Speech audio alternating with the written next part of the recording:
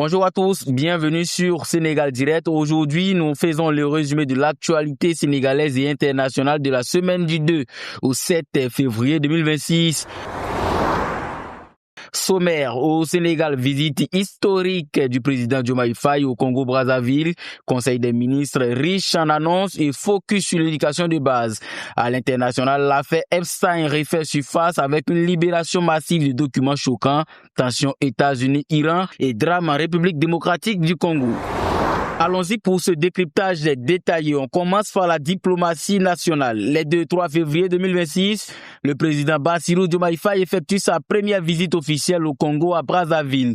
Accueilli chaleureusement par son homologue Denis Sassou Nguesso, il rend un vibrant hommage au sergent Malamine Camara, figure emblématique des tirailleurs sénégalais et symbole de l'histoire partagée. Lors du point de presse conjoint, les deux leaders soulignent l'importance de cette visite pour renforcer les liens bilatéraux. Le partenariat bilatéral entre le Sénégal et le Congo est aujourd'hui riche de 20 accords. 20 accords que nous sommes en train de déployer au quotidien sur le volet culturel, sur le volet de l'enseignement supérieur de la recherche, sur le volet commercial et sur le volet du sport, pour ne citer que ces domaines. Pour ceux qui sont dans le secteur de la menuiserie et bénisterie, évidemment, il faut de la matière première qui est le bois, matière dont dispose le Congo et dont le Sénégal a besoin, que le Sénégal importe. Le président ici lance des directives pour réveiller le panafricanisme. Nous avons longuement parlé avec le président. Il faut que les autres générations nous entendent. Nous devons relancer le panafricanisme dans un monde sévère qui est en train de se restructurer, qui est en train de changer sous nos yeux. Il faut que l'Afrique se mette debout et ne perde pas cette autre bataille. Point culminant, la signature d'une vingtaine d'accords dans des secteurs clés comme l'économie, la culture, la sécurité, l'énergie et la coopération technique. Diomaye Faye positionne Brazzaville comme un axe stratégique pour accélérer le développement du Sénégal, en misant sur une coopération sud-sud et une souveraineté partagée, une étape majeure pour l'intégration africaine en 2026. Le mercredi 4 février, le Conseil des ministres se tient au Palais de la République présidé par le chef de l'État. Dans sa communication, Diomaye Faye met l'accent sur la journée mondiale contre le cancer, célébrée ce jour même. Un appel vibrant à la mobilisation nationale pour la prévention, le dépistage précoce et le soutien aux malades et leurs familles. Et en prenant en charge 13 femmes qui avaient des lésions précancéreuses, je n'étais pas président de la République. J'étais fonctionnaire, je n'avais aucun mandat électif. Mais j'ai été très fier et heureux d'avoir aidé ces 13 dames-là. Parce que je sais, toutes choses étant égales par ailleurs sur le plan de la volonté de Dieu, qu'on a préservé des enfants de l'orphelinat.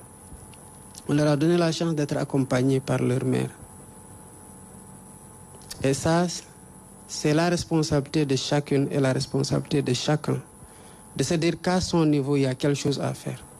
À l'occasion de n'importe quelle discussion, quelqu'un peut sensibiliser quelqu'un sur l'autopalpation, sur la nécessité d'aller se faire dépister. Ce n'est pas le rôle exclusif de la LISCA et des associations. Chacun doit se sentir concerné.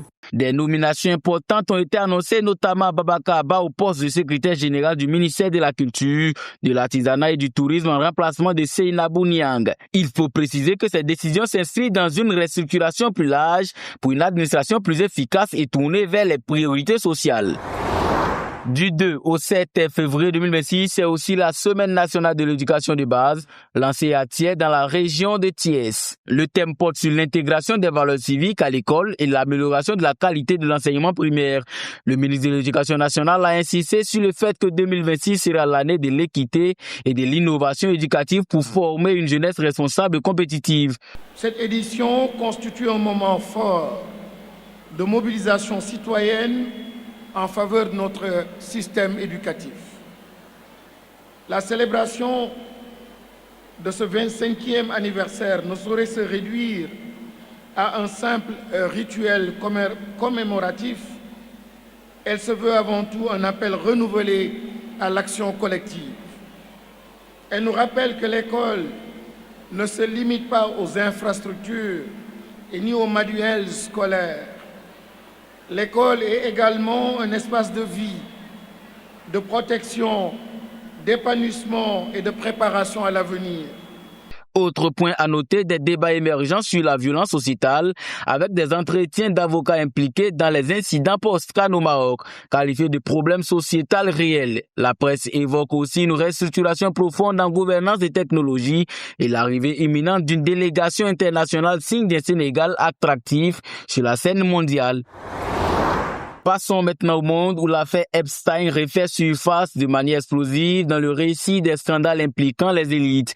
Jeffrey Epstein, le financier et délinquant sexuel décédé en 2019, est au cœur d'une nouvelle vague de révélations. Entre fin janvier et début février 2026, précisément autour du 30 au 31 janvier, avec analyse du 2 au 7 février, le département de la justice américaine libère plus de 3 millions de pages de documents, vidéos et photos issus de ces enquêtes. Ces fichiers souvent bruts et volumineux estimés à plus de 300 gigas détaillent les communications d'Epstein avec des figures puissantes et riches, y compris des emails envoyés peu avant sa mort. Parmi les noms cités dans cette tranche, Donald Trump, le secrétaire au commerce Howard Lutnick, qui aurait visité l'île d'Epstein des années après ces allégations, Steve Tisch et d'autres personnalités. Un choc majeur le 3 février, Bill et Hillary Clinton acceptent de témoigner dans des enquêtes du comité de surveillance de la Chambre des représentants avec des dépositions prévues les 26 et 27 février 2026. Les Clinton poussent pour des témoignages publics tandis que des émissions comme PBS News, Hour, le 2 février, décryptent les liens avec des élites et le réseau des traites sexuelles impliquant des mineurs. Tous les mondiaux appellent à plus de transparence, débat sur la protection des puissants et implication des institutions comme le MIT. Des millions de documents restent sous scellés et des démocrates exigent des versions plus complètes. Une affaire qui continue de secouer la politique américaine. Une autre tension majeure, l'escalade entre les États-Unis et l'Iran. Des négociations sont imminentes avec une rencontre prévue le 6 février à Istanbul via l'envoyé spécial de Donald Trump, Steve Witkoff. Trump renforce les défenses aériennes américaines face aux menaces potentielles. En riposte, le Parlement iranien qualifie les armées de l'UE de groupes terroristes en réponse à l'inscription des gardiens de la révolution sur la liste terroriste européenne fin janvier. Risque d'expulsion d'attachés militaires et d'escalade sécuritaire. Les débats portent sur un possible accord nucléaire ou au pire, une guerre ouverte avec analyse sur le rôle de la CIA et du Mossad en Iran. Drame humanitaire en République démocratique du Congo. Un glissement de terrain catastrophique à la mine de coltan de Rubaya, zone rebelle M23, cause au moins 200 morts après l'effondrement des tunnels artisanaux sous la pluie torrentielle. Un site non régulé avec des conséquences graves pour les communautés locales. Il y a eu de la pluie. L'éboulement s'en est suivi et a emporté les gens.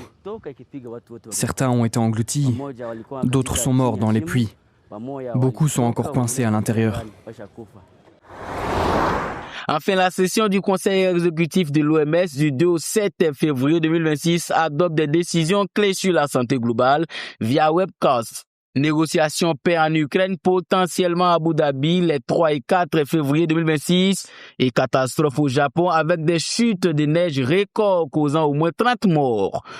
En réalité, nous sommes en train de discuter de l'évolution de l'architecture mondiale de la santé. Et pour ce matin, nous avons suivi le rapport de M. le directeur général, nous avons suivi le rapport des 6 comités qui ont été mis en place par l'OMS. Et le Cameroun, comme à son habitude, portant la voix de ses pairs, les 47 pays africains qui sont dans l'OMS Afro, nous en avons pour 6 à 7 jours, n'est-ce pas, des travaux. Voilà pour cette semaine une diplomatie dynamique pour le Sénégal avec Brazzaville et des priorités internes comme la santé et l'éducation, contrastées par des scandales comme l'affaire Epstein et des tensions géopolitiques mondiales. Qu'en pensez-vous? L'affaire Epstein va-t-elle relever plus de secrets? Dites-le en commentaire, likez, partagez, abonnez-vous à Sénégal Direct et activez la cloche pour les prochains résumés. Allez, prenez soin de vous. et à bientôt.